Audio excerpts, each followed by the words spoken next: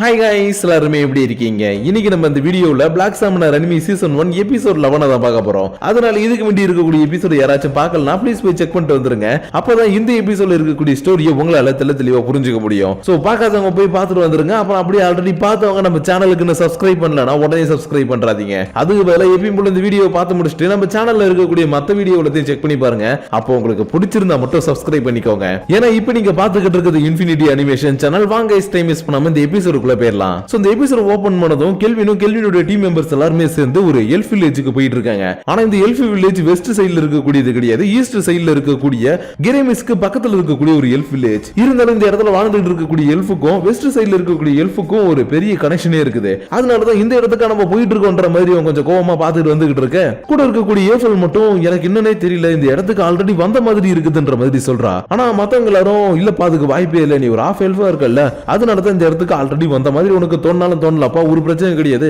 எதுவா இருந்தாலும் நம்ம உள்ள போய் பாத்துக்கலாம்ன்ற மாதிரி சொல்லிக்கிட்டு இருக்கேன். சாராவும் எனக்கு ஒரு சின்ன சந்தேகம்னு ஒரு பெரிய சந்தேகத்தை கேட்கிறா. என்னன்னா வெஸ்ட் சைடுல தான் எல்ஃப் இருக்கிறாங்கன்னு சொல்லிட்டு இருந்தாங்க. ஆனா இப்ப ஈஸ்ட் சைடுல எல்ஃப் இருக்கிறாங்கன்னு தெரிஞ்சுக்கிட்டு இந்த சைடுல போயிட்டு இருக்காங்க இல்லையா, அதனாலதான் எனக்கு ஒரே குழப்பமா இருக்குது. இவங்க வெஸ்ட் சைடுல இருந்த எல்ஃபா இல்ல ஈஸ்ட் சைடுல இருக்கக்கூடிய தனி எல்ஃபான்ற மாதிரி கேட்க மெல்வினாவும் ஆமாப்பா நீ சொல்றது ஒரு அளவுக்கு கரெக்ட் தான். ஏன்னா ஒரு நாள் இந்த உலகத்தை நான் சும்மா நோட்டம் விட்டுட்டு இருக்கும்போது இந்த எல்ஃப் எல்லாம் வெஸ்ட் சைடுல இருந்து ஈஸ்ட் சைடுக்கு கிளம்பி வந்துட்டு இருந்தாங்க. ஆனா எதுக்காக இங்க கிளம்பி வந்தாங்க, என்ன பிரச்சனை ஏது பிரச்சனை எனக்கு தெரியல. ஆனா இவங்க இந்த பக்கம் வந்ததுக்கு அப்புறம் யாருக்கும் தொந்தரவு தராம அமைதியா தான் வாழ்ந்துகிட்டு இருக்காங்கன்ற மாதிரி சொல்லிட்டு இருக்கும்போது கேள்வினே இவங்க கூட கிளம்பி வரதுக்கு முன்னாடி லியோ கூட போய் பேசின விஷயங்கள் எல்லாத்தையுமே நினைச்சு பாக்குறான். என்னன்னா இவங்க வீட்டுக்கு வந்த அந்த புது ஆளுங்களா இருக்கானுங்களே அடியாளுங்க, அவங்க எல்லாருமே விசாரிக்கும் போது இவங்க எல்லாருமே டைசன்ல இருந்து வந்திருக்காங்கன்றது தெரிய வந்திருக்குது. அது மட்டும் இல்லாம இவங்க உன்னை பர்டிகுலர் அட்டாக் பண்றாங்கன்னா ஏதோ ஒரு பர்பஸோட தான் அட்டாக் பண்றாங்க. அது மட்டும் இல்லாம சில ரூமர்ஸ் நான் கேள்விப்பட்டிருக்கேன்ப்பா, அவங்க நிறைய கான்டினென்ட்டுக்கு போயிட்டு அட்டாக் பண்ணி போர் வரதுக்கான ஒரு சூழ்நிலையை உருவாக்கிட்டு இருக்காங்களா. அதனால நீ எதுக்கு கொஞ்சம் ஜாக்கிரதையா இருப்பான்ற மாதிரி சொன்னதுக்கு அப்புறமேட்டு தான் இவனுக்கு ஒரு வேலை வந்திருக்குன்ற விஷயத்தையே சொல்லி இருக்காரு.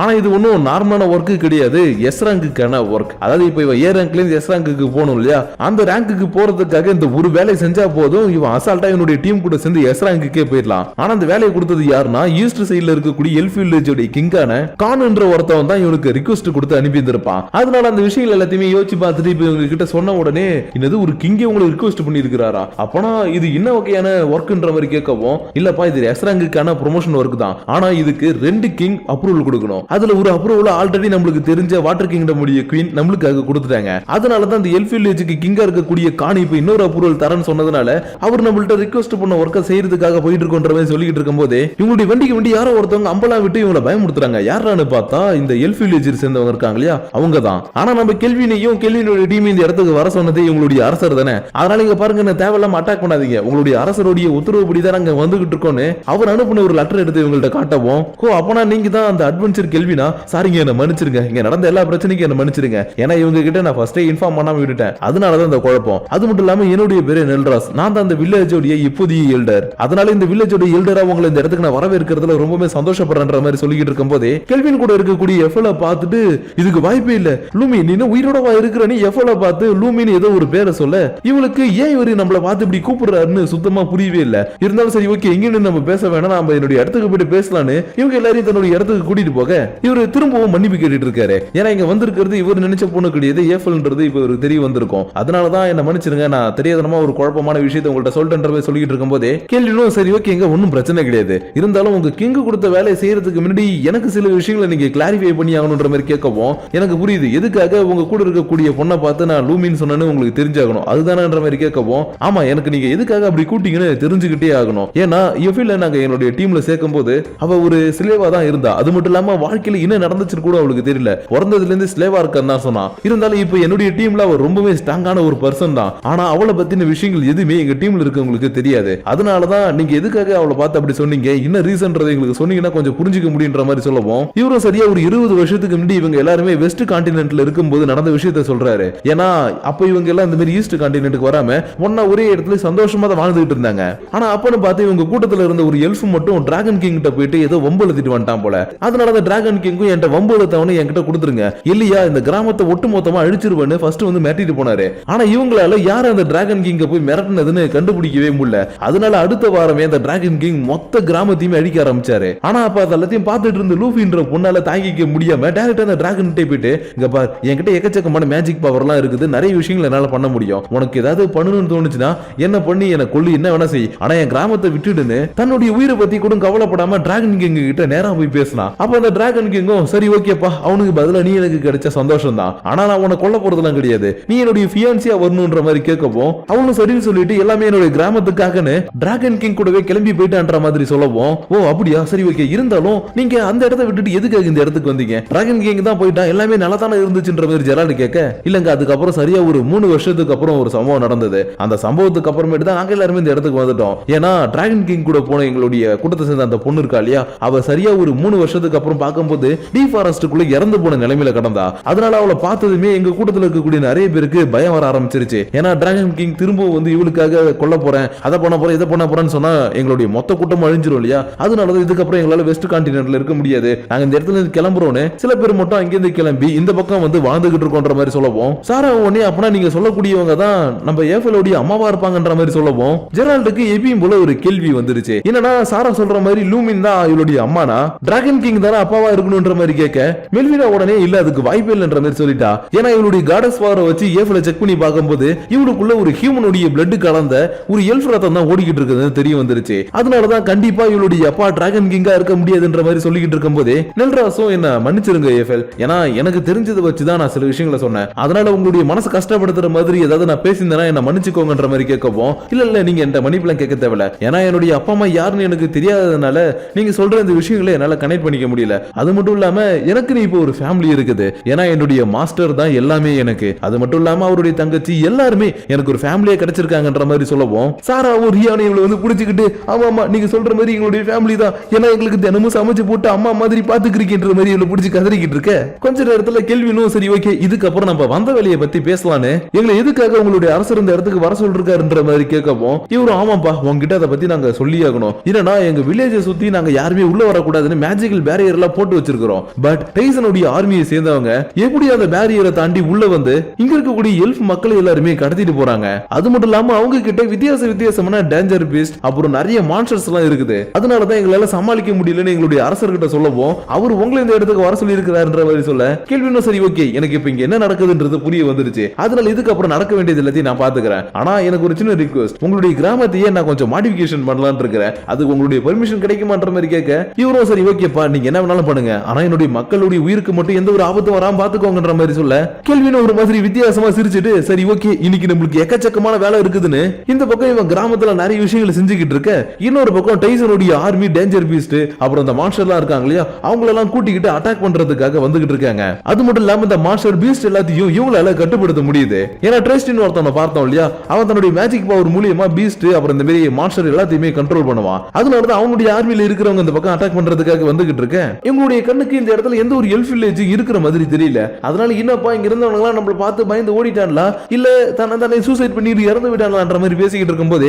டேஞ்சர் பீஸ்டுக்கு மேல உட்கார்ந்து இந்த ஒருத்தவன் மட்டும் அப்படியே மயக்கம் போட்டு கீழே விடுறான், என்னடான்னு பார்த்தா இவங்க யாரோ அம்பு வச்சு தான் தாக்கி இருக்காங்க, ஆனா அம்பு வந்ததுக்கான சத்தமே கேட்கல, அதனால யார் அட்டாக் பண்றா எங்க இருந்து அட்டாக் பண்றாங்கன்னு நம்மளுக்கு தெரியலன்ற மாதிரி இவங்க பாத்துக்கிட்டு இருக்கும்போது கூட இருக்கக்கூடிய ஒவ்வொருத்தரும் அம்பு தாக்கி அப்படி கீழே விழுந்துகிட்டே இருக்கானுங்க, யாரா அட்டாக் பண்றான்னு பார்த்தா ரொம்ப தூரத்துல இருந்து ஏஃபல் தான் தன்னுடைய மேஜிக் பவர் மூலியமா இவங்க எங்க இருக்காங்க என்ன பண்ணிக்கிட்டு இருக்காங்கன்றத கரெக்டா குறி வச்சு அட்டாக் பண்ணிக்கிட்டு இருக்கா, ஆனா இவ விடக்கூடிய அம்பு எல்லாம் சத்தமே இல்லாம போறதுக்கு காரணமே நம்ம கேள்வின் தான், ஏன்னா இவங்க கிட்ட தான் பிளாக் ஸ்மித் பவர் இருக்கு இல்லையா, அதனாலதான் என்னுடைய மாஸ்டர் செஞ்சு கொடுத்த இந்த ஆயுதத்து மூலியமா தான் என்னால சத்தமே இல்லாம அவங்களை கதையை முடிக்க முடியுதுன்ற மாதிரி இவ சந்தோஷத்தோட பாத்துக்கிட்டு இருக்க, இவங்க ரெண்டு பேரும் இப்ப எங்கடா இருக்காங்கன்னு பார்த்தா கெல்வின் உருவாக்குன ஒரு உயரமான ஸ்ட்ரக்சர்ல தான் இருக்கிறாங்க, அது மட்டும் இல்லாம மெல்ஃபினாவுடைய மேஜிக் பவர் மூலியமா ஒரு மிஸ்ட் உருவாக்கி இந்த எல்ஃப் வில்லேஜ் இருக்கக்கூடிய இடத்தையே மொத்தமா மறைச்சிருக்கான், அது போதாதுன்னு வேற சுத்தி ஒரு மதில் சுவர் எழுப்பி இதுக்கு பாதுகாவலனா நம்ம ஜெரால்ட போட்டு வச்சிருக்கான், இருந்தாலும் எதுக்கும் இருக்கட்டுமேனு சாராவுடைய டீமன் லார்ட் பவரை வச்சு இந்த இடத்துல ஒரு விஷம் வாய்ந்த ஒரு லேக்கையே ரெடி பண்ணி வச்சிருக்கான், ஏன் இன்னும் சிம்பிளா சொல்லணும்னா ஒரு கோட்டையை சுத்தி எப்படி பாதுகாப்பு சுவர் வாக்கியம் அது இதுன்னு கட்டி வச்சிருப்பாங்களோ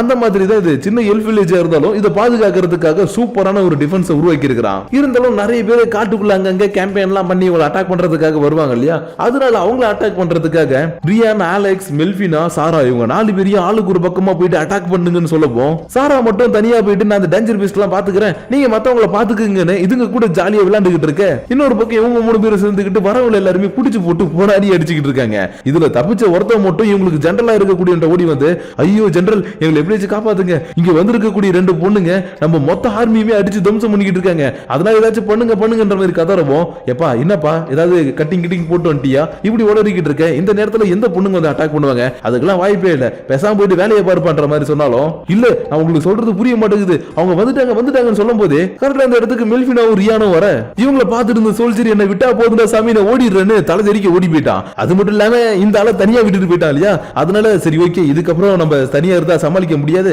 நம்மளுடைய ஆயுதத்தை வெளியில எடுக்கலான்னு இவன் கையில இருக்கக்கூடிய ஒரு சங்க ஊதி தலைவரே எழுந்துருங்கன்னு கத்தவும் அட்டாக் ஆன் டைட்டன்ல வரக்கூடிய பெரிய பெரிய டைட்டன்ஸ் மாதிரி இந்த இடத்துல ஒரு ஜெயிண்ட் ஒன்னு ஏந்து நிக்க மெல்வின் அதை பார்த்துட்டு சரி ஓகேப்பா இதை நீ சமாளிச்சுக்கிறியான்ற மாதிரி சொல்லிக்கிட்டு இருக்கிறா. ஏன்னா இவளுடைய முழு பவர் இது வரைக்கும் வெளியில காட்டி சண்டை போட்டதே இல்ல, அதனாலதான் இங்க பார்ப்பா நீ ஒரு ஹீரோவா மாறிட்ட, அதனால உன்னுடைய அண்ணன் கிட்ட உன்னுடைய பவர் எல்லாத்தையுமே நிரூபிக்கணும், நீ ரொம்ப ஸ்ட்ராங் ஆனவன்றதை காட்டணும்னா இன்னைக்கு நீ இந்த ஜெயிண்ட் கூட சண்டை போட்டே ஆகணும், அதனால இது கூட உனக்கு சண்டை போறதுக்கு விருப்பமான்ற மாதிரி கேட்க இரியானோ எனக்கு டபுள் ஓகே பிரின்சஸ் நான் யாருன்றதை எல்லாருக்குமே இன்னைக்கு நான் ப்ரூஃப் பண்ண போறேன்னு அடுத்த செகண்டே அலெக்ஸ் கூட்டிக்கிட்டு இதை அட்டாக் பண்றதுக்காக போக இந்த ஜெயிண்ட் தன்னுடைய கையை வச்சு சட்னி நசுக்கிற மாதிரி நசுக்குது. ஆனா இவங்க மேல அந்த அட்டாக் படவே இல்ல, ஏன்னா இவங்க டாச் பண்ணி இதோடைய கைக்கு மேல ஏறி நம்ம கெல்வின் கொடுத்த ஒரு மேஜிக்கல் ஸ்வாட் மூலமா இதோடைய தலையை ரெண்டா பொளந்துடலான்னு ஜம்ப் பண்ணி ஒரு வெட்டுறா. ஆனா இதோடைய தலை உடையில அதுக்கு பதிலா இவளுடைய கத்தி உடைஞ்சு போச்சு. ஏன்னா இது ஒரு சாதாரண ஜெயிண்ட் தானே, நம்ம ஜஸ்ட் போய் அட்டாக் பண்ணாலும் இறந்துரும் நினைச்சுக்கிட்டு லெத்தாஜிக்கலா வந்து அட்டாக் பண்ணிருப்பா, அதனாலதான் நான் லெத்தாஜிக்கலா முடிவு எடுத்துக்க கூடாது, இதுக்கப்புறம் என்னுடைய முழு பவர் நான் வெளியில காட்டி ஆகணும்னு அடுத்த செகண்டே க்ளோத்தோ எனக்கு உன்னுடைய ஹெல்ப் தேவைன்னு கேட்கவும் இதுவும் தன்னுடைய உடம்புக்குள்ள வச்சிருக்கக்கூடிய ஒரு 3 ஸ்வாட வெளியில போடவும் இவன் 2 ஸ்வாட புடிச்சுக்கிட்டு அட்டாக் பண்றதுக்காக ஓடிக்கிட்டு இருக்க இவன் கூடவே வந்துட்டு இருக்கக்கூடிய அலெக்ஸும் இதோட வாயில ஒரு ஸ்வாட புடிச்சிட்டு ஓடி வருது. ஆனா இது எல்லாத்தையும் பார்த்துட்டு இதுக்கு வாய்ப்பே இல்லைன்னு ஆர்மி ஜெனரல் கத்திக்கிட்டு இருக்கான். ஏன்னா ஹீரோவால மட்டும்தான் ஒரே நேரத்திலேயே ட்ரிபிள் ஸ்வாட யூஸ் பண்ண முடியும், அதனால இந்த குட்டி பொண்ணு எப்படி யூஸ் பண்றா, ஒருவேளை இவ ஹீரோவா இருப்பாளான்ற மாதிரி யோசிச்சுட்டு இருக்கும்போது யோசிக்கல வேணாம் நான் தான் ஹீரோன்னு இவ்வளவு அலெக்ஸும் சேர்ந்து ஒரே நேரத்திலே ஒரு ஸ்லாஷ போட இந்த ஜெயிண்ட் மொத்தமா அப்படியே பழுதுருச்சு. ஆனா இந்த ஜெனரல் பைப்புல இதெல்லாம் நினைச்சு கவலையே படல, ஏன்னா இந்த பவர் ரேஞ்சர்ஸ் எல்லாம் டீமனை போட்டு தள்ளனதுக்கு அப்புறம் அது பெரிய டீம்னா மாறும் இல்லையா, அந்த மாதிரி தான் தலைவா வெளியில வாயான்னு கூப்பிடவும் இந்த ஜெயிண்ட்டுக்கு ஏதோ கோஸ்ட் ரைடருடைய பவர் கிடைச்ச மாதிரி ஒரு பெரிய டீமன் மாதிரி மாறிடுச்சு, அதாவது ஜெயிண்டா இருந்தது ஒரு டீமனா மாறிடுச்சு. அதனால இப்படி இது ஒரு டீமனா மாறி இருக்கிறத இன்னொரு பக்கம் இந்த பீஸ்ட் கூட சண்டை போட்டு இருக்கக்கூடிய சாரா பார்த்துட்டு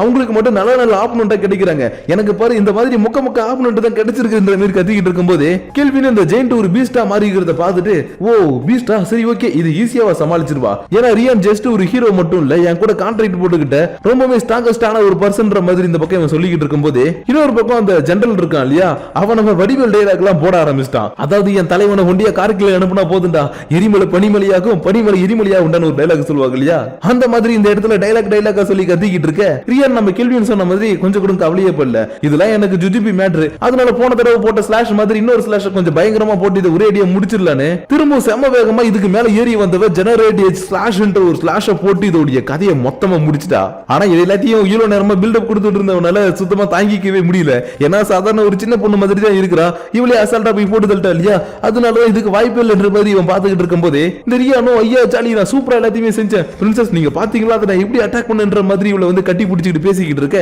இன்னொரு பக்கம் கேள்வியும் ஏஃபுலும் அவங்க நடந்த விஷயத்த எல்லாத்தையும் பார்த்துட்டு பரவாயில்ல அவளுடைய பவர் லெவல் நல்லாவே இன்க்ரீஸ் ஆயிருக்கு, அது மட்டும் இல்லாம சூப்பரா சண்டை போட்டான்ற மாதிரி பாத்துக்கிட்டு இருக்கும் போது சடனா யாரோ ஒருத்தவங்க ஏஃபுல நோக்கி ரொம்பவே பவர்ஃபுல்லான ஒரு அட்டாக் பண்றாங்க. ஆனா இந்த அட்டாக்ல இவளுக்கு எதுவுமே ஆகல, ஏன்னா கெல்வின் தான் பக்கத்துல நிக்கிறான் இல்லையா, அதனால ஃபிராக்ஷன் ஆஃப் செகண்ட்ல இதை டாச் பண்ணிட்டு யாரோ அட்டாக் பண்ணான்னு பார்த்தா இவங்களுக்கு முன்னாடி கிளேவ்ன்ற ஒருத்தன் வந்திருக்கான், அதாவது வட்டமேஜை மாடல்ல ஒருத்தன் மட்டும் மிஸ் ஆயிருந்திருப்பான் இல்லையா, அந்த பயப்புல தான் இவங்களை அட்டாக் பண்றதுக்காக இந்த இடத்துக்கு வந்திருக்கவும் மாஸ்டர் இவன் யாருன்னே தெரியலையே இவனை பத்தி உங்களுக்கு ஏதாவது தெரியுமான்ற மாதிரி கேட்க கெல்வினும் தன்னுடைய மனசுக்குள்ளே இல்ல இது வரைக்கும் நான் இவனை பார்த்தது கிடையாது, பட் இது வரைக்கும் நான் பார்த்ததுல இவன் கொஞ்சம் பவர் அதிகமா இருக்கிற மாதிரி என் கண்ணுக்கு தெரியறான்ற மாதிரி இவன் ஒரு மாதிரி வில்லத்தனமா பார்க்கவும் அப்படியே இந்த இடத்துல இந்த எபிசோட முடிச்சிட்டாங்க. சோ கைஸ் இப்போ நம்ம பார்த்த எபிசோட் உங்களுக்கு கண்டிப்பா பிடிச்சிருக்கும் நினைக்கிறேன், அதனால நெக்ஸ்ட் எபிசோடுக்கு கொஞ்சம் வெயிட் பண்ணுங்க, தரமான செய்கையோட உங்களை நான் மீட் பண்றேன். ஏன்னா 10 நாளா பசியில கிடந்தவனுக்கு பிரியாணி பொட்டலத்தை கொடுக்குற மாதிரி கெல்வினை விட கொஞ்சம் பவர்ஃபுல்லா இருக்க ஒருத்தவன் இங்க சண்டை போறதுக்காக வந்திருக்கான் இல்லையா, அதனால நெக்ஸ்ட் எபிசோட்ல கெல்வின் அவனுக்கு என்ன செய்ய போறான் ஏது செய்ய போறான்றது எல்லாத்தையும் நெக்ஸ்ட் எபிசோட்ல பார்த்து